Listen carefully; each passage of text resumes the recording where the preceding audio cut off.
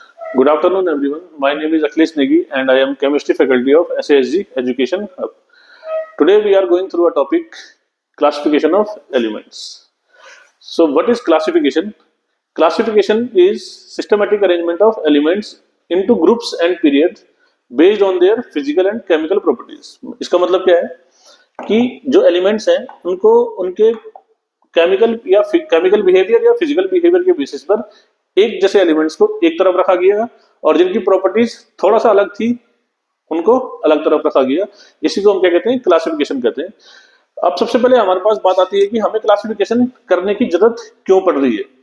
Classification करने की जरूरत हमें पड़ती है ताकि एलिमेंट्स की स्टडी क्या हो सके, सिस्टमेटिक तरीके से हो सके। अब वो सिस्टमेटिक तरीके से कैसे होगी? स्टार्टिंग में क्या था कि जब हम एलिमेंट्स की डिस्कवरी स्टार्ट हुई थी तो तब तो हमारे पास बहुत सारे एलिमेंट्स नोन नहीं थे, कुछ ही एलिमेंट्स थे, उनको एक एक करके स्टडी करना आसान था। लेकिन अगर हम प्रेजेंट की बात करेंगे तो आज के समय में हमारे पास लगभग 118 एलिमेंट्स प्रेजेंट है। अब 118 एलिमेंट्स को एक एक करके स्टडी करना और उनके फिर कंपाउंड्स को स्टडी करना एक एक करके बहुत ज्यादा मुश्किल हो जाता है। तो इस वजह से हमें क्या करना पड़ा, इसको क्लासिफाई करना पड़ा ताकि हमें हर किसी एलिमेंट की फिजिकल और केमिकल प्रॉपर्टीज को ना पढ़ना पड़े, कुछ की पढ़ ले और उसकी वजह से हमें क्या मिल जाए, दूसरे की फिजिकल और केमिकल प्रॉपर्टीज मिल जाए। दूसरा हमारे पास आता है सिमिलैरिटीज इन प्रॉपर्टीज। जब हमने इनको अरेंज किया तो हमने देखा कि कुछ एक रिपीटेड इंटरवल के बाद जो फिजिकल प्रॉपर्टीज है या केमिकल प्रॉपर्टीज है उनमें क्या आ रहा है, रिपीटिशन आ रहा है। थर्ड है प्रिडिक्शन ऑफ प्रॉपर्टीज। अब जैसे मेंडलीव की बात करेंगे, मेंडलीव ने गैलियम और जर्मेनियम को पहले से ही प्रिडिक्ट कर लिया था कि जो नए एलिमेंट जो डिस्कवर होंगे उनकी फिजिकल और केमिकल प्रॉपर्टीज किस तरीके की होगी। नेक्स्ट है करेक्शन ऑफ एटॉमिक मासेस। कुछ एलिमेंट्स के एटॉमिक मासेस थोड़ा सा गलत पाए गए थे और वहां पर मेंडलीव ने उन एलिमेंट्स के एटॉमिक मासेस को क्या किया, करेक्ट किया। और लास्ट है रिलेशनशिप बिटवीन एलिमेंट्स, कि एलिमेंट्स के एक एलिमेंट और दूसरे एलिमेंट्स के बीच में रिलेशनशिप क्या है। अब क्लासिफिकेशन का अगर बेसिस देखेंगे हम तो सबसे पहले जो क्लासिफिकेशन किया वो किया डोबेरायनर ने। सबसे पहले जो क्लासिफिकेशन किया वो किसने किया, डोबेरायनर ने किया। डोबेरायनर ने जो क्लासिफिकेशन किया, डोबेरायनर ने एलिमेंट्स को तीन तीन के ग्रुप में बांटा और उसने उसको क्या कहा, ट्राइड्स का। इसीलिए इस क्लासिफिकेशन का नाम क्या पड़ जाता है, डोबेरायनर्स ट्राइड्स पड़ जाता है। तो जो डोबेरायनर थे उन्होंने एलिमेंट्स को एक जैसे एलिमेंट जिनकी फिजिकल और केमिकल प्रॉपर्टीज एक जैसी थी उनको तीन तीन के ग्रुप में बांटा और उसने कहा कि जो फर्स्ट एलिमेंट है और जो लास्ट एलिमेंट है उसके अगर एटॉमिक मास का हम एक एवरेज वैल्यू ले लें तो जो बीच वाला जो एलिमेंट है उसके एटॉमिक मास का उसका एटॉमिक मास हमें पता चल जाएगा। जैसे कि एग्जांपल के लिए लिथियम, सोडियम एंड पोटेशियम को अगर हम देखें तो लिथियम का एटॉमिक मास होता है 7, पोटेशियम का एटॉमिक मास होता है 39। और अगर हम इन दोनों के एटॉमिक मास का एवरेज लें, अगर इन दोनों के एटॉमिक मास का एवरेज लेंगे तो 7 + 39 upon 2 is equal to 46 upon 2, ये आता है 23। और जो ये है 23, ये एग्जैक्ट एटॉमिक मास है किसका, सोडियम का।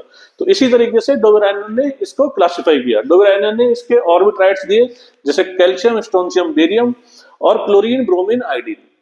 ये भी क्या थे, ये भी डोबेरायनर के ट्राइड्स थे जहां पर इसने दिखाया कि जो फर्स्ट एलिमेंट है और लास्ट एलिमेंट्स हैं उनके अगर हम एटॉमिक मास का एवरेज ले लें तो हमें बीच वाला जो एलिमेंट है उसका एटॉमिक मास मिल जाएगा।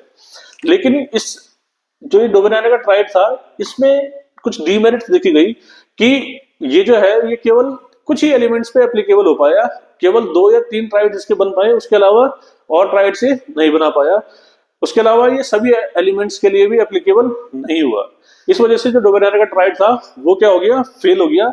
इसके बाद हमारे पास आया न्यूलैंड लॉ ऑफ ऑक्टेव्स। इसके बाद हमारे पास आया क्या, न्यूलैंड लॉ ऑफ ऑक्टेव्स। अब ऑक्टेव्स का मतलब यहां पर क्या है, ऑक्टेव्स का मतलब यहां पर 8 से। तो न्यूलैंड ने क्या कहा, न्यूलैंड ने कहा कि जब हम एलिमेंट्स को increasing order of atomic mass के अकॉर्डिंग रखते हैं तो जो फर्स्ट एलिमेंट है और जो 8th एलिमेंट आने वाला है उसकी फिजिकल और केमिकल प्रॉपर्टीज एक जैसी होती है।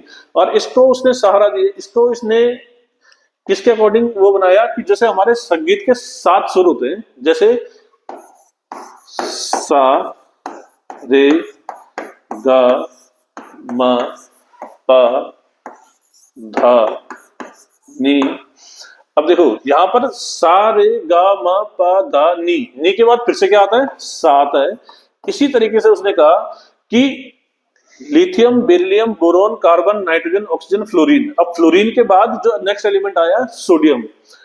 सोडियम और लिथियम की प्रॉपर्टीज डोबेराइनर ने कहा कि इन दोनों की प्रॉपर्टीज एक जैसी होंगी, और ये एक्चुअल में बाद में देखा भी गया कि सोडियम, लिथियम या पोटेशियम की प्रॉपर्टीज एक जैसी होती है। हालांकि देखो यहाँ पर अभी तक हमने इसको यहाँ पर नोबल गैसेस को इंक्लूड नहीं किया है, क्योंकि जो जब ये डिस्कवरी हुई, जब ये न्यूलैंड ने जब इसका क्लासिफिकेशन दिया था, तो उस समय नोबल गैसेस की डिस्कवरी नहीं हुई थी। तो इसको जो ये वाला क्लासिफिकेशन है, ये किसका है, न्यूलैंड का है। न्यूलैंड ने क्या कहा कि जो फर्स्ट एलिमेंट है उसकी प्रॉपर्टीज 8th एलिमेंट से बिल्कुल एग्जैक्ट मैच खाएगी।